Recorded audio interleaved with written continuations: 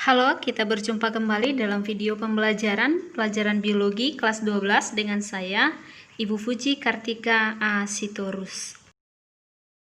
Pada pertemuan kali ini, kita akan membahas materi baru yaitu tentang metabolisme. Metabolisme. Sebelum kita membahas lebih jauh, coba kalian perhatikan gambar ini. Ada gambar atlet, ada gambar makanan, dan ada gambar enzim. Kira-kira apa yang bisa kalian pahami dari gambar ini? Nah, bahwa seseorang yang melakukan aktivitas tentu membutuhkan energi. Dari manakah energi itu kita peroleh? Dari makanan. Tetapi ketika kita makan suatu makanan, itu tidak langsung menjadi energi, tapi masih melalui proses pencernaan makanan. Nah, untuk selanjutnya, sari-sari makanan itu akan diproses secara kimia di dalam tubuh sehingga nanti bisa membentuk energi. Tentunya dibantu dengan enzim. Nah, proses kimia yang berlangsung di dalam tubuh itulah yang disebut dengan metabolisme. Nah, jadi kita lihat metabolisme itu berasal dari kata metabol, yaitu dari bahasa Yunani yang berarti berubah. Nah, metabolisme ini berarti keseluruhan proses reaksi kimia yang terjadi pada sel tubuh makhluk hidup, baik reaksi pemecahan maupun penyusunan senyawa kimia tertentu. Nah, metabolisme dikelompokkan menjadi dua. Apa itu? Yang pertama adalah anabolisme. Anabolisme adalah penyusunan senyawa kompleks dari senyawa sederhana dengan bantuan energi dari luar. Contohnya adalah fotosintesis dan kemosintesis. Yang kedua, katabolisme. Katabolisme itu adalah pemecahan senyawa kompleks menjadi senyawa sederhana dengan membebaskan energi. Contohnya apa? Respirasi dan fermentasi. Nah, kita lihat tujuan katabolisme itu apa? Nah, karena tadi katabolisme itu adalah reaksi pemecahan, berarti katabolisme itu bertujuan untuk membongkar atau menguraikan suatu molekul. Yaitu contohnya tadi respirasi. Dibagi dua, yaitu ada respirasi aerob yang membutuhkan oksigen dan respirasi anaerob yang tidak membutuhkan oksigen. Anabolisme karena reaksinya adalah reaksi pembentukan, maka bertujuan adalah untuk menyusun atau mensintesis suatu molekul. Contohnya apa? Fotosintesis atau asimilasi.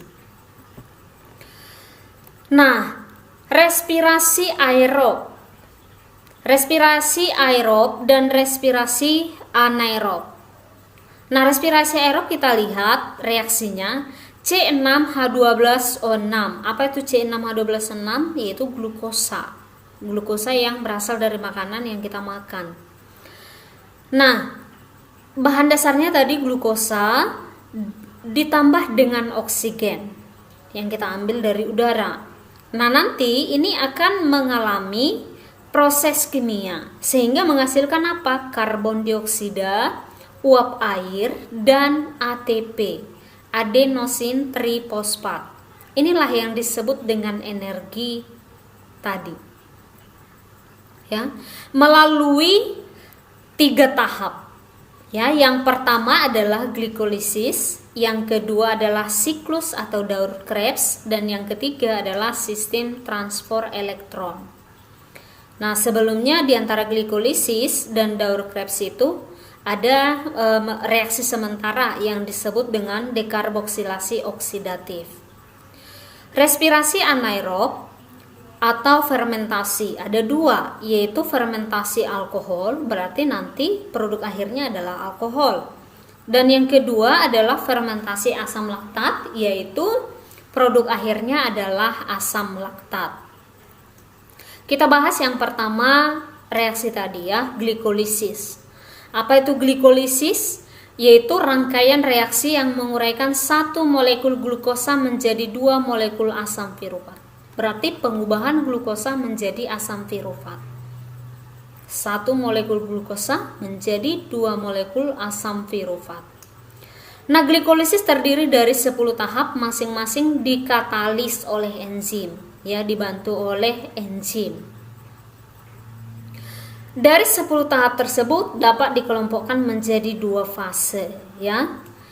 Apa itu? Fase persiapan 1 sampai 5 itu glukosa diubah menjadi 2 senyawa 3 karbon. Yang berikutnya adalah fase oksidasi, ya. Fase oksidasi yaitu 6 sampai 10. Berarti dari senyawa 3 karbon diubah menjadi asam virufat. Dan virufat mengalami dekarboksilasi oksidatif. Itulah yang Ibu sebut tadi reaksi sementara antara glikolisis dan siklus Krebs menjadi asetil koenzim A. Jadi merupakan penghubung antara glikolisis dengan siklus Krebs. Nah, ini dia tahapannya yang ke-10 tadi. Ya. Yang berikutnya kita lihat siklus Krebs. Ya, apa itu siklus Krebs? Yaitu gugus berkarbon 2 asetil. Itu 2 asetil koenzim A memasuki suatu siklus terdiri dari beberapa tahap atau 9 rangkaian reaksi, juga masing-masing dikatalis oleh enzim-enzim khusus. ATP yang secara langsung dihasilkan adalah 2 ATP, dihasilkan 2 molekul CO2 dan 8 elektron dilepaskan. Inilah dia tahapan daripada siklus Krebs, ya, tahap pertama sampai tahap ke 8, ya. Nah, nanti kembali lagi ke asetil koenzim A. Jadi itulah makanya disebut dengan siklus, mengalami daur. Yang berikut respirasi aerob, ini tadi tahapan siklus Krebsnya.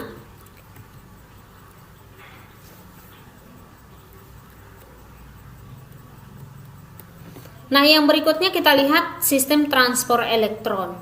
Tadi udah 2 tahap, ya. Yang pertama glikolisis, yang kedua adalah siklus Krebs, dan yang ketiga adalah sistem transport elektron, yaitu terjadi di bagian membran dalam mitokondria. Kemudian hidrogen dari siklus Krebs diubah menjadi proton dan elektron. Oksigen berperan sebagai aseptor atau penerima elektron yang terakhir. Setelah menerima elektron, oksigen akan menerima H+ menjadi H2O dan ATP pun akan dihasilkan, yaitu 32 ATP. Ya, jadi ini secara umum tahapan respirasi sel. Yang pertama tadi prosesnya adalah glikolisis, ya. Tahapannya adalah glikolisis. Terjadi di mana? Di sitoplasma, ya, atau sitosol. Pada tahapan ini menghasilkan ATP. Yang kedua adalah siklus Krebs. Siklus Krebs terjadi di mitokondria, ya. Juga menghasilkan ATP dan transport elektron. Tahap yang terakhir yaitu juga menghasilkan ATP. Nah, kita hitung berapa total energi yang dihasilkan dari respirasi sel, ya. Pada glikolisis tadi itu dihasilkan 2 ATP. Pada siklus Krebs dihasilkan 2 ATP. Dan pada transfer elektron 32 ATP. Jadi total energi yang dihasilkan dalam satu respirasi sel adalah 36 ATP. Nah, ya, kira-kira seperti itu reaksi respirasi sel. Nah, yang kedua tadi adalah respirasi aerob. Sekarang kita bahas respirasi anaerob. Respirasi anaerob tadi ada 2, yaitu fermentasi alkohol dan fermentasi asam laktat. Kita lihat yang pertama, fermentasi alkohol. Nah, apa sih perbedaan respirasi aerob dan anaerob? Kalau respirasi aerob itu menghasilkan membutuhkan oksigen, sedangkan pada respirasi anaerob tidak dibutuhkan oksigen. Jadi langsung saja ini C6H12O6 menghasilkan CO2, karbon dioksida, dan C2H5OH yaitu etil alkohol ditambah 2 ATP. Jadi sama ya, glikolisis pada respirasi aerob dan anaerob sama-sama menghasilkan 2 ATP. Cuman bedanya, nah pada fermentasi alkohol itu hanya melalui tahap glikolisis. Jadi tidak melalui tahap siklus Krebs dan fermentasi alkohol. Nah, glikolisis ini ada beberapa tahapannya ya. Glukosa akan diubah menjadi asam pirufat dan asam pirufat akan diubah menjadi asetaldehid dan pada akhirnya menghasilkan etanol atau alkohol. Jadi itu dia apa yang dihasilkan dari fermentasi alkohol adalah karbon dioksida, alkohol, dan 2 ATP.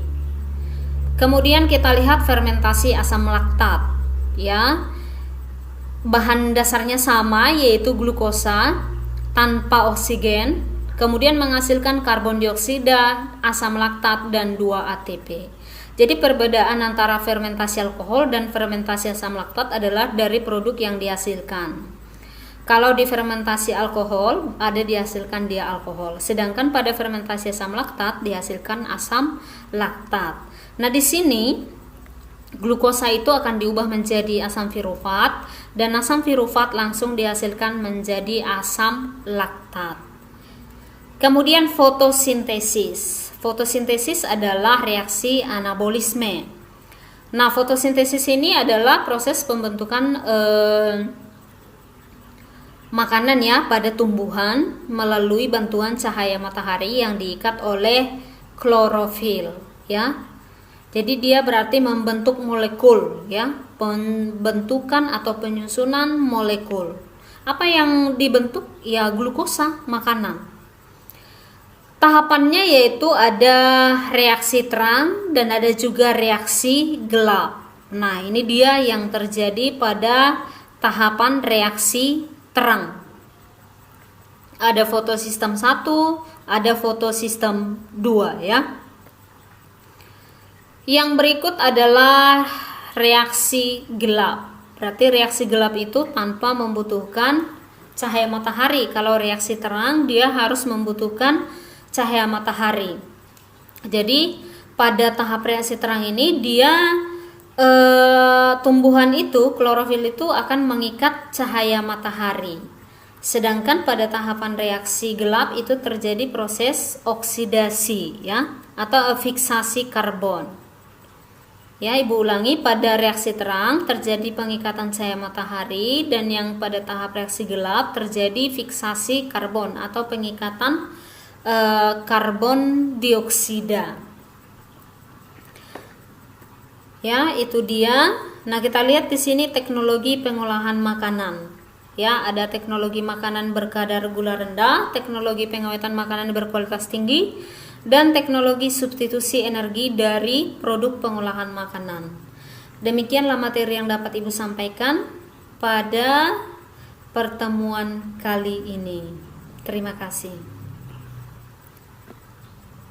Demikianlah pertemuan kita pada hari ini. Semoga apa yang kita pelajari dapat bermanfaat bagi kita. Sampai jumpa di waktu berikutnya. Terima kasih.